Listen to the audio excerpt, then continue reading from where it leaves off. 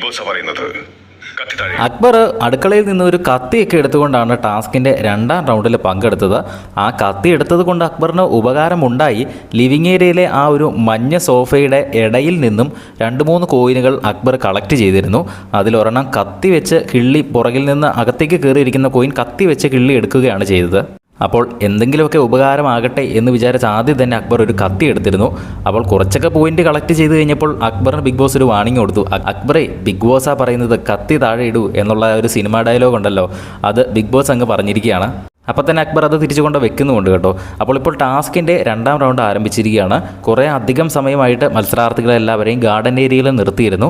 ആ സമയത്ത് അവിടെ ബിഗ് ബോസിലെ ക്രൂ അംഗങ്ങൾ വീടിനകത്ത് കയറിയിട്ട് പല പല സ്ക്രാച്ച് ആൻഡ് വിൻ കോയിനുകൾ അവിടെ പല ഭാഗങ്ങളിലായിട്ട് ഒളിപ്പിച്ച് വെക്കുന്നു. അവിടെ എല്ലാവരും തന്നെ ആഞ്ഞു പരിശ്രമിക്കുന്നുണ്ട് കണ്ടുപിടിക്കാനായിട്ട്. കുറേ ആൾക്കാർക്കൊക്കെ കുറേ അധികം കോയിനുകൾ കിട്ടി. ഷാനവാസിന് കുറേ അധികം കോയിനുകൾ കിട്ടി എന്നാണ് അവർ സംസാരത്തിൽ നമുക്ക് മനസ്സിലാകുന്നത്.